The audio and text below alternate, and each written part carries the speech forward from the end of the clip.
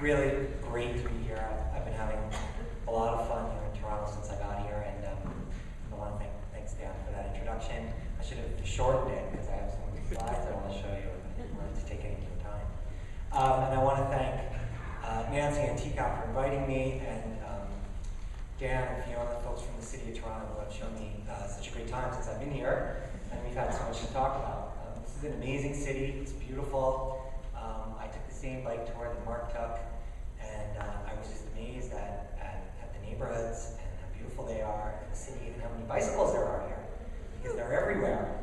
It seems like you have thousands and thousands of bike racks, and there are bikes advertising in every single one of them. So we have a lot to work with here in Toronto. And I want to talk to you today about sort of our double strategy in New York City, and how we are working to implement as much as we can, as quickly as we can, to deliver the goals of our administration as they pertain to complete streets, and then also to rebuild, we like to say we rebuild the DNA of the city so that the machine keeps cranking them out. Because you can do this when you have strong leadership, and you can do this when you have support of your communities, but that isn't always the case. So you want that ship that you work so hard to turn around to keep sailing in that direction, whether you're there or not. So I want to show you some different things we've been doing. Some of you I know have been to New York. How many people have been to New York in the last year and a half, 2 years? I see a lot of people. That's great. Come back. We'd love to have you. So some of these images will be familiar to you. First, I want to talk about Plan YC, which Dan mentioned in the introduction. Our mayor is very bold, Mayor Bloomberg, and he launched an environmental strategy envisioning New York in 2030. He realized that 1 million new people would be moving to New York in that period of time, and that those people needed places to live. They needed infrastructure to support them. They needed parks, and the transportation system needed to accommodate them. And our transportation system can't accommodate the people who are living in New York already. So we needed to come up with a much more efficient strategy. And we realized also that our greenhouse gas emissions were going to go through the roof, so to speak, if we didn't do something about it. And of course, a third of the responsibility for increased greenhouse gas emissions come from the transportation sector, as long as you don't start to account for the impacts of reducing sprawl. It gets bigger, but at least it's business as usual.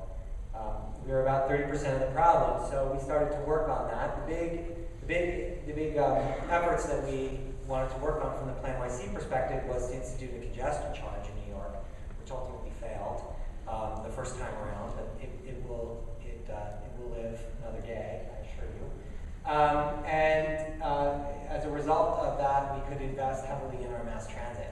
New York City has amazing mass transit. For those of you who have been there and ridden on it, we're very, very lucky. But it's very crowded. And so we needed to invest in bus, and we needed to invest in rail. We work with a very good situation starting out. Only about 4% of New Yorkers actually commute to the Central Business District by car. So we have a very positive situation there, and those numbers aren't growing, but the transit ridership continues to grow. Nevertheless, as Mayor Miller said this morning, when we propose changes, we're still accused of going to war with the automobile. Despite the fact that nobody drives to work in New York, they're still mad when we take away their rights to potentially drive to work. There are lots of people drive, not in the Central Business District. Lots of people work in other places in New York. Many people rely on their cars to get around, but we know that is not ultimately a sustainable model for the city when these million people arrive. So we really need to do something. This is sort of my picture of the problem related to transit. Very crowded, and the easiest way that we think we can improve this situation without the dedicated funding that a congestion charge would provide for mass transit is to work on surface transportation. So we have buses, and they run on our streets. We don't run the buses, but we design the streets and manage the streets, and so we can work on the bus system, and I'll talk to you about that in a minute. Faced with this issue from Plan YC, we set out right away on a strategic plan, and we analyzed what the agency does, what the agency doesn't do, what we are in control of, and where we can make the most headway as quickly as possible. And we came up with a few goals. We come back to these over and over and over again. First and foremost, always, is safety. What can we do about safety? There's no better pedestrian program, there's no better bicycling program than a really strong safety program. And we wanted to implement those bus rapid transit as quickly as possible, because that is a great way to get people who are not choosing transit as an option to have a viable option without spending 20 years digging subway tunnels. And we wanted to double bicycle commuting. And as it says, we had a complete streets design policy, so we developed a street design manual, which I'll talk about in a few minutes. And to look at our streets not just as conduits for bikes and pedestrians and cars, but as public spaces. You're absolutely right.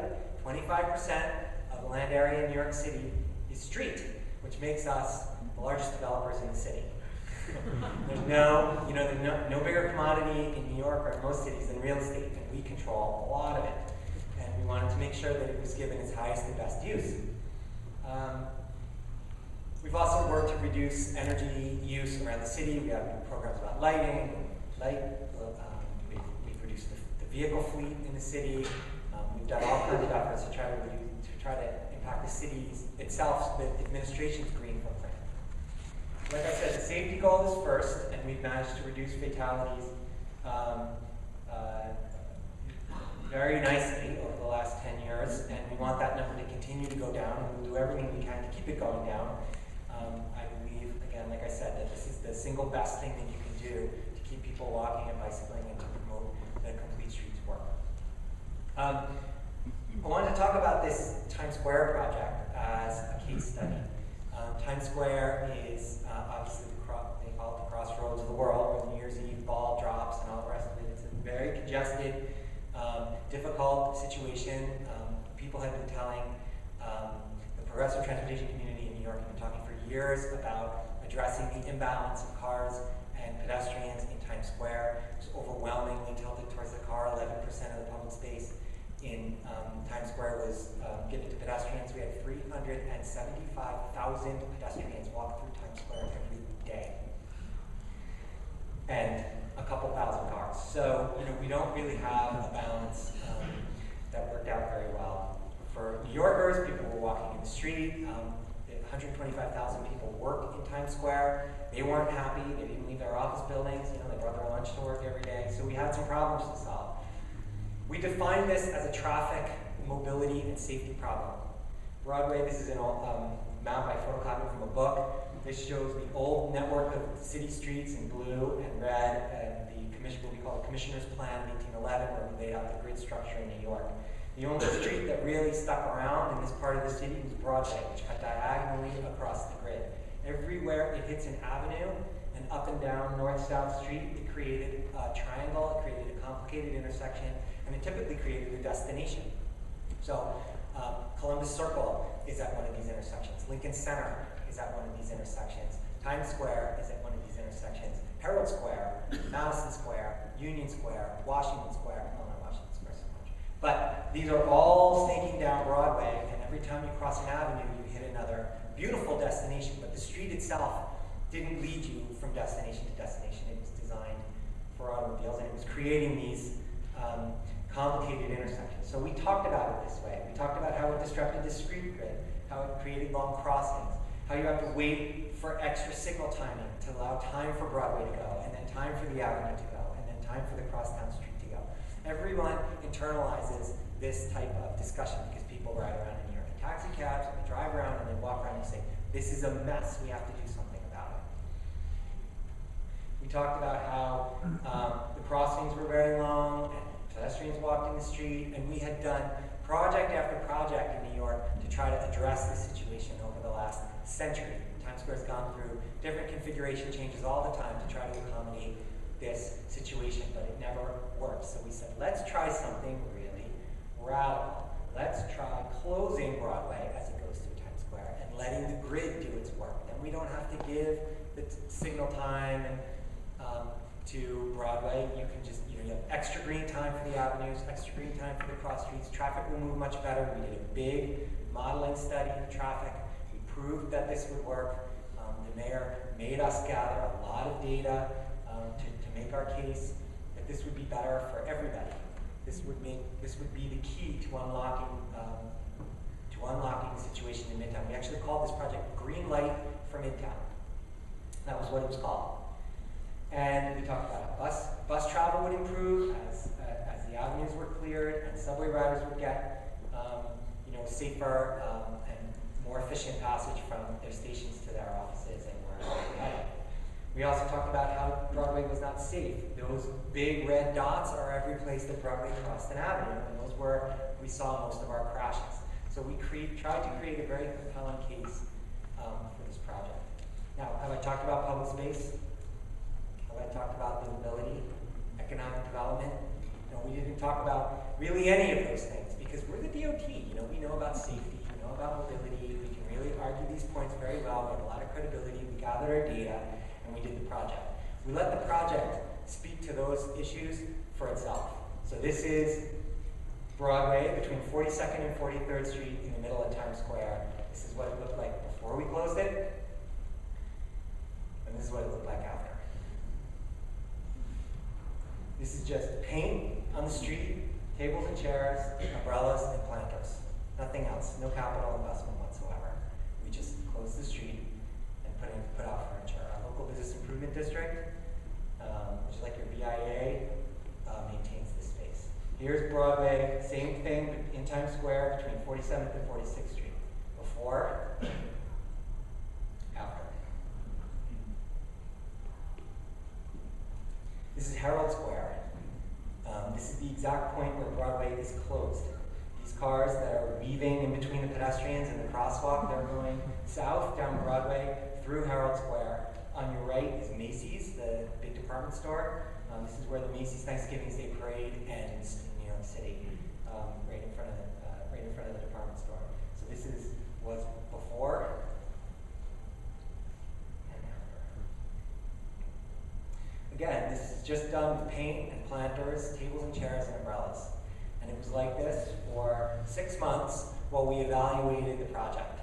We repeated all of our speed runs, we repeated our studies, we counted, we did surveys, we talked to people about how they liked the project. Well, this is Columbus Circle, which we narrowed as a feeder onto Broadway. That's Broadway, which was sort of traffic calmed and narrowed and created more public space because we wanted the cars to start moving off of Broadway before they actually got to the closure in Times Square.